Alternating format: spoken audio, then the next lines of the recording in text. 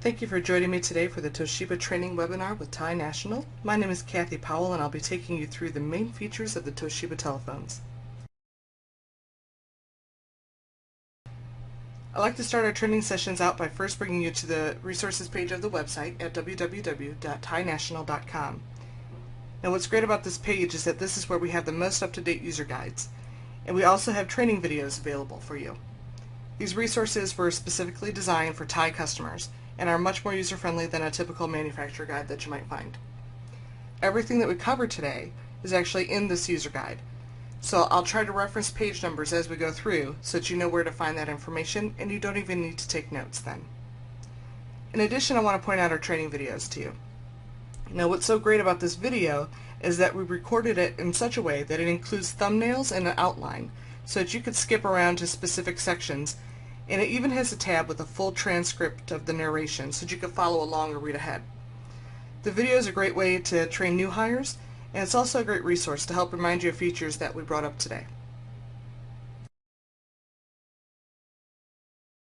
So the Toshiba has a lot of great features, but this right here, the help desk sticker, is by far the most important one. If you need to change your programming or you have a question about a step when recording your greetings, or maybe even if you need someone to look at a possible repair issue, this is the number you want to call for assistance. Whether you're using the handset, a headset, or even the speakerphone, there's three basic ways of placing a call from your phone. The first one is you want to select an available line by clicking a line button on the right that's not currently lit up. So once you select a line, dial 1, the area code, and phone number to make the call. Now on the other hand, if you can bypass that just by choosing to dial from the keypad directly. To do that, you may have to dial 9 first to grab an outside line. So you would dial 9, 1, the area code, and phone number, and then your call should go through. And finally, the last way is to dial internally using extension calling. Now, if you don't know all the extensions in your location, let me tell you how to find out where they are. On your telephone, you have an LCD display, and on that LCD display, when the phone is in idle status, you'll see your extension numbers. So you might want to make a little cheat sheet until you get familiar with those extensions. So you would just go ahead and dial the 3-digit extension of the phone you want to call, and that call will go right through.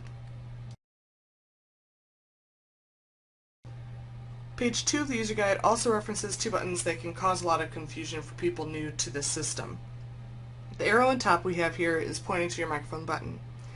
Many people might be used to previous phone sets that they've used that had a mute button. So if they didn't want someone on the other side to hear them, they would click on that, the light would come on, and that call would be muted. But Toshiba's backwards. We have a microphone button. The microphone light, if it's on, the other party can hear you. If you want to mute that call, you need to press that button so the light is off. The volume button also has a little trick to it. It was about a year on my own phone where I would tap, tap, tap on that volume button, and I thought my phone was broken because nothing was happening. Finally, someone told me I was doing it wrong, and now I know with that volume button you need to press and hold. You can't just tap it. The volume button works to change the call volume while you're on a call. So to make the call louder, you'll press and hold the volume button up, for example. That volume will stay for the duration of the call and then return to the default volume. To increase the level of volume on your ringer while your phone is idle, press and hold that volume key up or down. Unlike with the call volume, the ringer volume will stay at that adjusted level until you make another adjustment to it. Another button you might be familiar with is the hold button. Pressing the hold button while on a call will allow you to step away and come back to the caller after a few moments.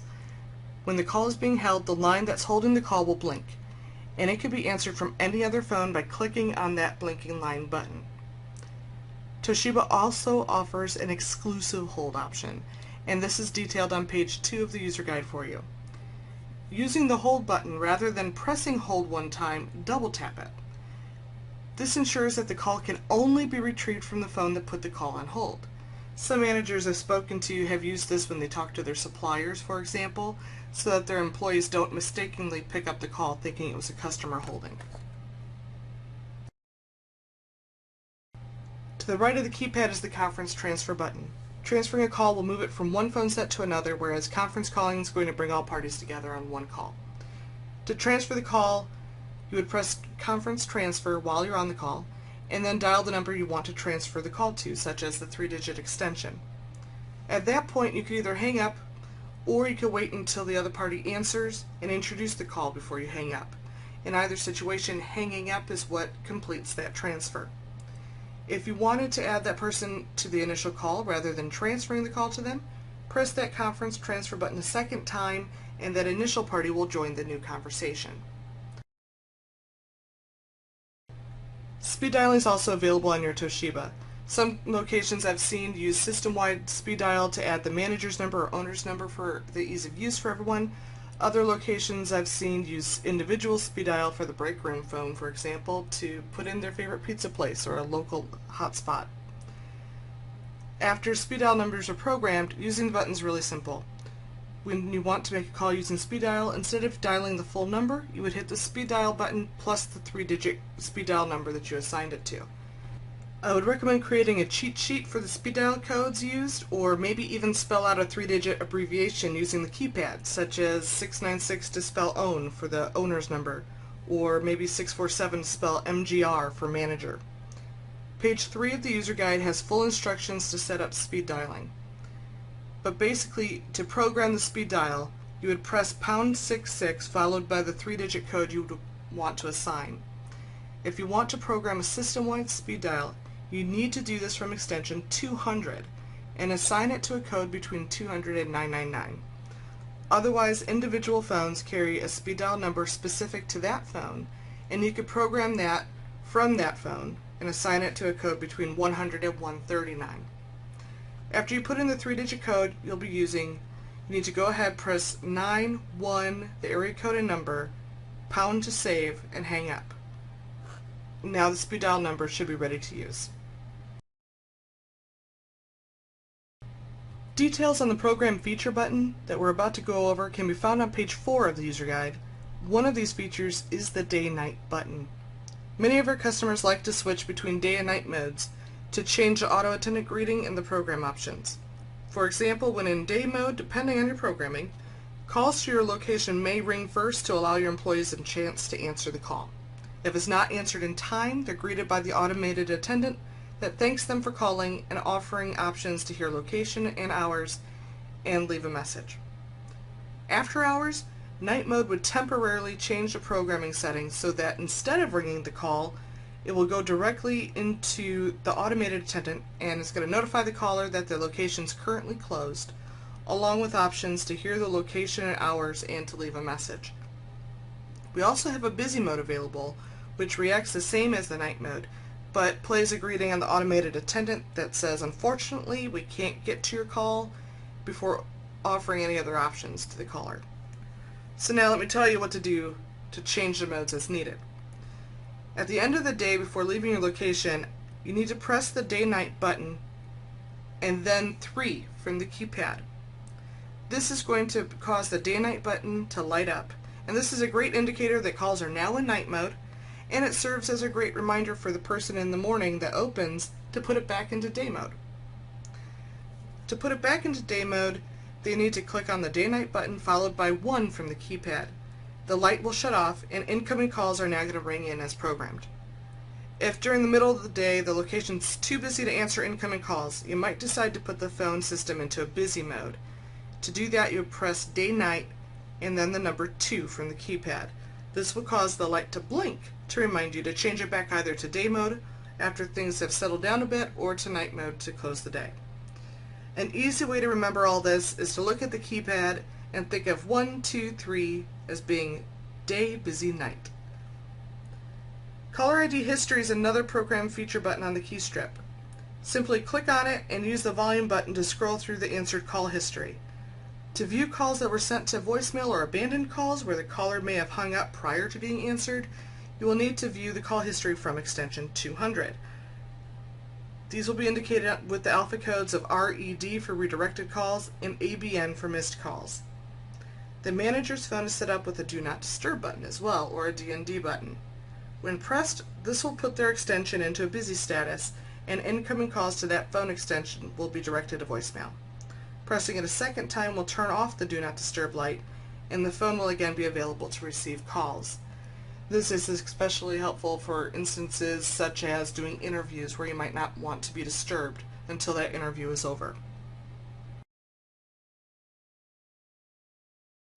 Now let's talk about voicemail and recorded greetings.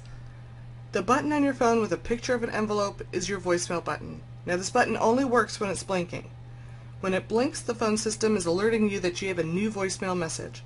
Press the blinking button to retrieve your message. The security code is defaulted to 997. We recommend that you follow the prompts to change this, however, we will not keep that new password on file for you. Our help desk can reset the password back to 997 if you should need it though. If you want to listen to a saved voicemail, dial 250 to access the voicemail platform. When trying to access voicemail remotely, call into your location. If someone answers, ask them to transfer you to extension 250, and you'll need to press pound after that transfer completes. If no one answers your call or is able to transfer you, that's okay too. In either situation, you want to press star when you hear the greeting to begin. Then enter the voicemail box number and pound. Enter the security code when prompted, and then navigate by following the prompts provided. Most phone systems have been set up with voicemail boxes and automated attendants. Now in reality these are the same type of box, but they contain a slightly different programming. Automated attendants are navigational greetings. Press 1 for this, 2 for that, and by selecting an option the call is redirected to another greeting or transferred to another extension. When we refer to voicemail, we tend to think of the mailbox in which someone can deposit a message for us to listen to later. It's an endpoint, and the caller typically will hang up after leaving a message. These work together seamlessly with programming, and our user guide showcases standard programming options for you, starting with our most common on page 6. The diagram on that page will show what types of boxes and box numbers are assigned to each for a typical call into your location. I'll take you through that example now. When someone calls into your location during day mode, it may ring the phones to give your employees a chance to answer the call. If not answered, however, the call may enter into the auto attendant box 991, which states thank you for calling. Please press 0 or stay on the line to leave a message. Press 1 to hear our location, 2 for hours, 3 to speak with the manager, and depending on the selection that your caller makes, they will then be redirected to a different box. So pressing 1 will direct them to hear a greeting in auto attendant box number 901, which will tell the caller that the site's located at the corner of Smith and Jones, for example, next to Bob's Car Wash. The caller will then be redirected back to the main auto attendant box 991 to either make another selection or stay on the line to leave a message. Had your caller selected 3 and the manager didn't answer the phone, the caller would have been given an option to leave the manager a voicemail in the voicemail box number 203. Each auto attendant box and voicemail box use a recorded greeting. The scripts for the default greetings that were pre-programmed into your phones when they were installed are included in our user guide on page 5. You'll definitely want to record over the location and hours greetings, which are auto attendant box 901 and 902, because we didn't know where the phone would be delivered when the phones were being set up. Some locations prefer to re-record all the greetings so that they are in the same voice. Now, if you do this, I would suggest that you use the scripts in the user guide as a reference to make sure that your new scripts followed the same navigation, or you might risk the programming not matching your desired destinations. Remote programming is included with your installation for up to 90 days if you want to make any changes. So to request a change to your programming, contact our help desk, and again that number is on the sticker we talked about before of 630-301-7444. On the bottom of page 4 in the user guide, we've provided a cheat sheet of all the voicemail and auto attendant box numbers together, much like this one here. I find this handy to have with me when I'm ready to record the greetings. I also suggest that you consider printing out your scripts prior to recording. Without the script, many of us fumble, me included, and we end up with a recording with filler phrases such as or So reading off a script is going to help you create a professional recording. To record the greetings, we follow the same steps start to finish for each box. So for now, let's act as though we're going to record auto attendant box 901 for location and directions, and then 902 for hours. To start, you would dial 250 to access the voicemail platform. It will ask for your security code, but don't enter it yet. Instead, you want to bypass this by pressing pound. And when you hear the greeting begin, press star.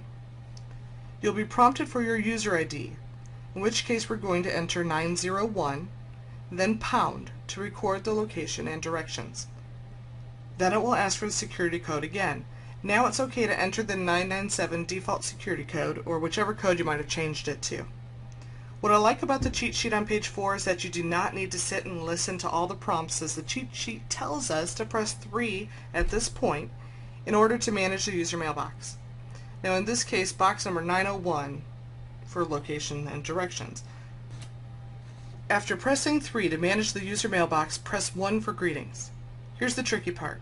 No matter which box you are recording, no matter if it's the first or the second one you're recording for the day, you need to choose 1 for greeting 1. Each box comes with 7 greetings that can be recorded. So for example, greeting 1 for my box number 901 may provide our location and direction. But if there's a construction happening or something for some time, I might want to record an alternate greeting on greeting 2 to let callers know that we're still open during construction and maybe that parking is available in the rear of the building. So when you hear select a greeting between 1 and 7, remember to select greeting 1 to record the default greeting for that mailbox. After selecting 1 for greeting 1, follow the prompts and press 2 to begin recording. Now here's where you're going to read from your script, and when you're finished, press pound to stop recording. Follow the prompts and press 1 to listen to the new recorded message if you wish, but then you want to follow that with pressing 9 to save the recording. After you save the recording, hang up. Yep, I said hang up. The voicemail platform is still considering any changes that you make at that point to be associated with mailbox 901 that we entered in as the user ID earlier in our process. So to record the hours on auto attendant box 902, we need to start again from the beginning by dialing 250 all over again and following those steps in the user guide on page 4's cheat sheet, and then we would enter 902 when we got to the part about the user ID. So that's your Toshiba in a nutshell. Please remember that our help desk is only one call away, and they're available to assist you with any questions or programming changes you need, as well as for maintenance. So that's why the help desk sticker is what I would consider the most important feature on your phones. I hope you found today's webinar to be helpful. Thank you again for joining me today in your continued business with Thai National.